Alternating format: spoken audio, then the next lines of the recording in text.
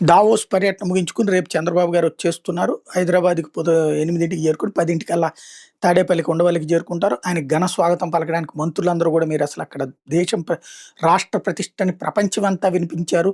దావోస్‌లో 193 దేశాల వాళ్ళొస్తే ఆళ్ళందరికీ వినిపించారు. మీలాంటి నాయకుడు మాకు అద్భుతం. మీలాంటి వాళ్ళు రాష్ట్రానికి కావాలని ప్రజలందరూ కోరుకుంటున్నారంటూ ఆయన్ని రిసీవ్ చేసుకోవడానికి లోకేష్‌ని, చంద్రబాబుని రిసీవ్ చేసుకోవడానికి పుష్పగుచ్చాలతో రెడీలో ఉన్నారు.